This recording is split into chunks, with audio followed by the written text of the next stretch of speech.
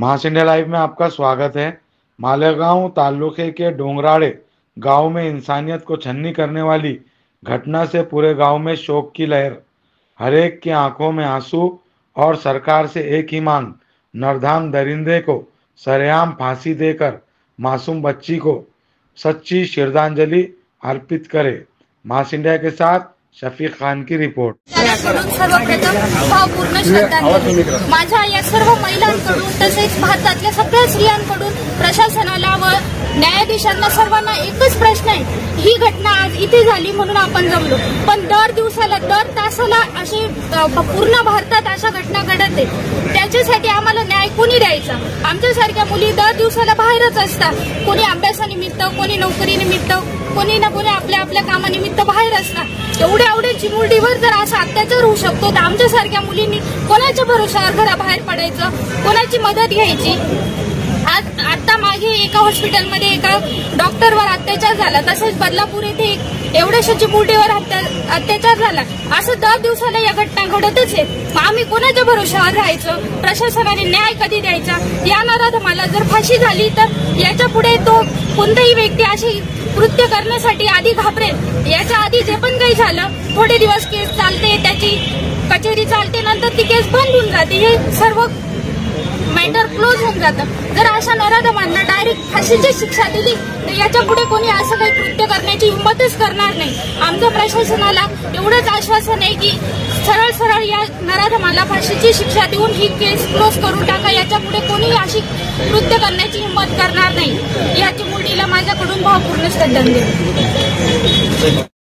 डोंगराळे गावात मालेगाव तालुक्यातील एक खेडेगावात डोंगराळे या दोन एक दिवसापूर्वी हत्या करण्यात आली। यज्ञ बाळाची हत्या करण्यात आली। बलात्कार अशा अनेक गोष्टी म्हणजे होतच राहतात आपल्या देशामध्ये, तरी त्यांना शिक्षा कोणीच देत नाही। 2-3 दिवस फक्त मोर्चा वगैरे काढता आणि नंतर सोडून देतात, पण तसं करता कामा नये। त्यांना फाशी दिल्याशिवाय कोणीही पुढचं कृत्य करण्यात म्हणजे हे होणार नाही। त्यासाठी त्या नराधमाला फाशी दिलीच पाहिजे। आणि शिवाजी महाराजांच्या काळात जसा स्त्रीवरती अत्याचार व्हायचा त्यावेळी चौरंग करण्यात यायचा, मग तसं आता फाशी का नाही? आता ही फाशी देण्यात यावी, मग तेव्हाच कोणी असा नराधम पुढचं पाऊल उचलण्यासाठी हे होणार नाही, म्हणजे पुढे पाऊल टाकणार नाही। अशा नराधमाला फाशी दिलीच पाहिजे, तेव्हा हे सगळं आपल्या म्हणजे आजूबाजूची परिस्थिती सुधरेल।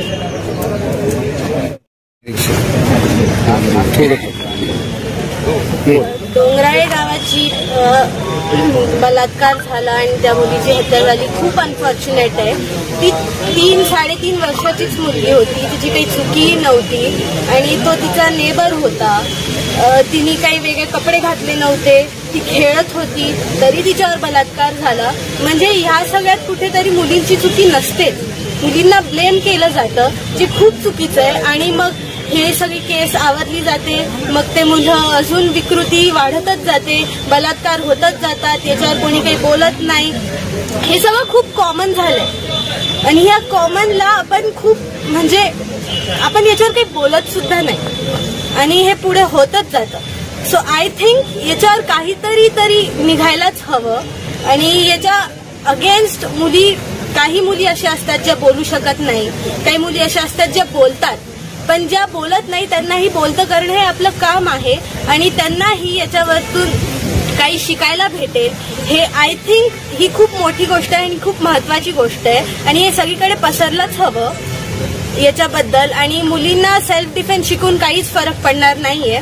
शाळेत जरी सेल्फ डिफेन्स झाला किंवा सेल्फ डिफेन्स शिकवला गेला तर याच्यावरून काहीच निघणार नाही। का आपण मुलांना सांगू शकत नाही की तुम्ही मुलींशी कसं बिहेव करायला हवं? का असं होत नाही? का पेरेंट्स सांगू शकत नाही? का दरवेळेस मुलींनीच स्वतःला सांभाळावं? का स्वतःला सेफ करावं? जेव्हा सगळी चुकी म्हणजे आपण म्हणतो की काहीच पुरुष असे असतात, पण आम्हाला कसं कळेल की कोणता पुरुष कसा आहे? आम्ही देव नाही आहोत हे समजायला की कोणता पुरुष कसा आहे? सो हे सगळं आपण खूप कॉमनली बिहेव करतो की हे खूप कॉमन झालंय आणि याला असंच सोडून देतो। आय थिंक याच्यावर काहीतरी बरं, आता हे निवेदन दिलं, पुढची मागणी काय आपली? आमची मागणी अशी आहे की त्याला फाशी देऊन म्हणजे काही मोठं होणार नाही, फाशी तर भेटायलाच हवी त्याला, पण याच्या पुढे असं घडू नये अशी ही काळजी घ्यावी आणि सरकारने याच्याबद्दल काहीतरी करावं अशी मागणी. बीज चोराय पेटणार आहे आणि किती दिवसाचे मोर्चे निघणार आहे सर. इतक्या दिवसापर्यंत पुण्यावरून बाकीच्या देशामधून काहीतरी ऐकायला येत होतं आणि आज डायरेक्ट आमच्या मालेगाव तालुक्यातच म्हणजे आम्हाला सेफ फील होत नाहीये सर. आम्ही म्हणजे इतक्या दिवस आम्ही ऐकायचो, पुढे जायचो, धाडस करायचो, पण आता धाडस करायचं कुठून आणि एक 4 वर्षाच्या चिमुरडीवर आणण्यात अत्याचार होतोय सर. फक्त एवढंच म्हणणं आहे की त्याला एकदम कठोर शिक्षा झाली पाहिजे आणि यापुढे असं कृत्य नाही घडलं पाहिजे. यासाठी सरकारने काहीतरी करावे एवढीच नम्र विनंती सर. तर आम्ही बाहेर गावून इथे शिकायला येतो आणि आम्ही मालेगावला आतापर्यंत खूप म्हणजे इथे आम्ही सेफ फील करत होतो, पण आता आम्हाला तसं वाटत नाहीये. एक 4 वर्षाच्या चिमुरडीवर जरा असं अन्याय अत्याचार होतं सर. आमच्या या बहिणी आहे मोठे, आम्हाला अजून मोठं व्हायचंय. कसं व्हायचं, कसं धाडस करायचं. आम्ही ज्या वेळेस लहान मुलींवरती अत्याचार होतो तेव्हा आमच्या सरकारने काय करायचं? आमच्या सरकारने काय करायचं सर. आम्हाला म्हणजे आमचं थरकवायला लागून गेलं. आता आम्ही इतक्या दिवस धाडस करत होतो की नाही लढायचं पण किती दिवस चालणार आहे सर. हे त्यांना फाशीची शिक्षा झालीच पाहिजे. आतापर्यंत ज्या भगिनींनी जे शब्द व्यक्त केले फारच अतिशय कठीण परिस्थिती आहे आणि या कठीण परिस्थितीला माझं तर असं मत आहे की कायद्यात बदल झाला पाहिजे.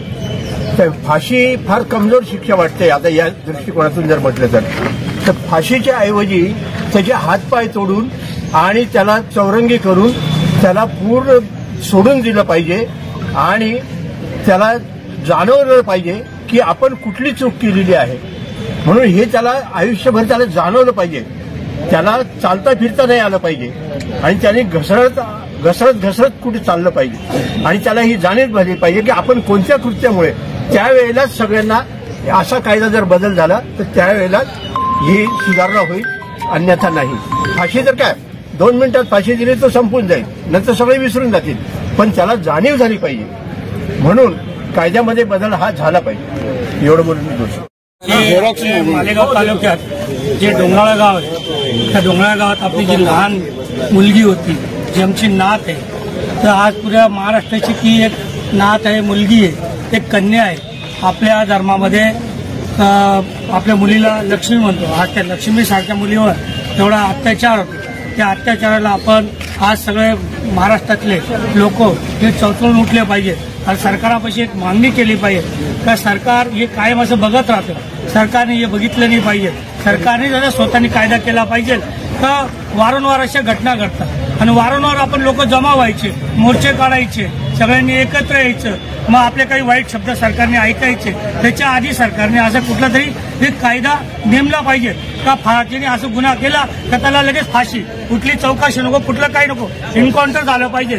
त्याचं घर त्या गावात राहिलं नाही पाहिजे, त्याच्या नातेवाईकांशी त्याचे संबंध तोडले पाहिजे गावाने.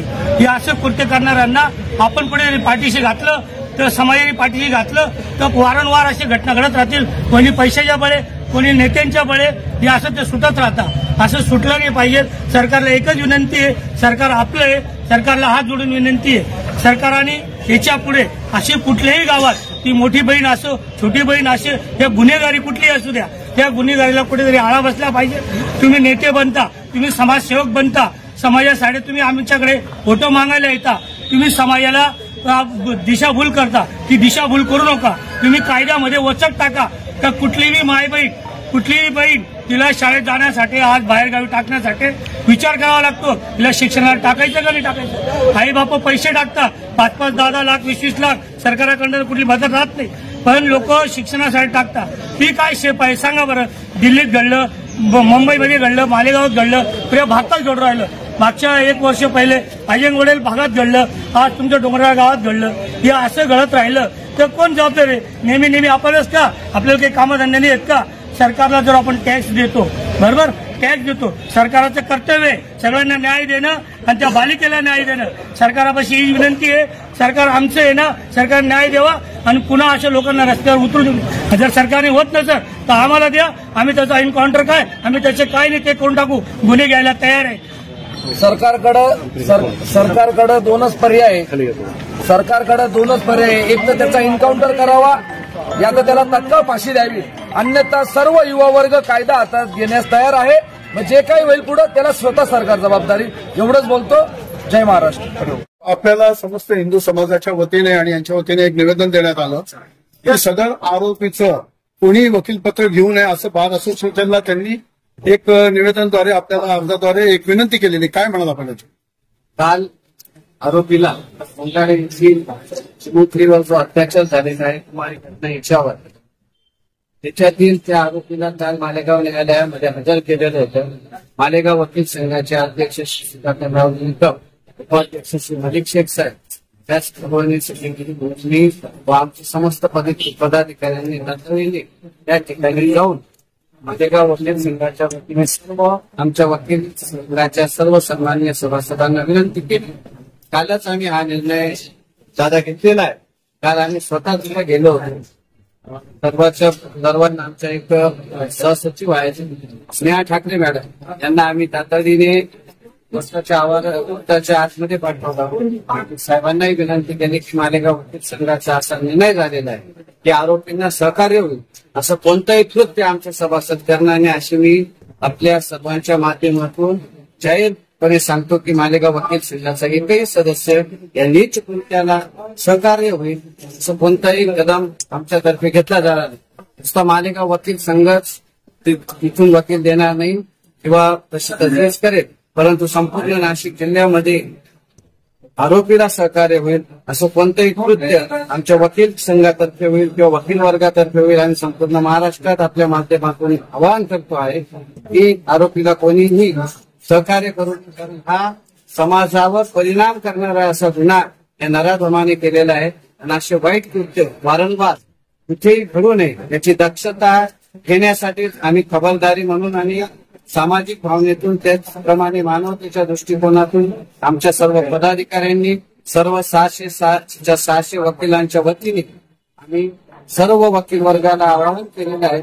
परत आपल्या माध्यमातून परत एकदा मी आवाहन संपूर्ण महाराष्ट्र आणि देशातील वकिलांना की अशा नीच कृत्य करणाऱ्या आरोपींना सहकार्य होईल असं कोणतंही काम आपल्या वकिलांमार्फत होऊ देता कामा नये अशी मी परत एकदा आपल्या माध्यमातून सर्वांना आवाहन केलं.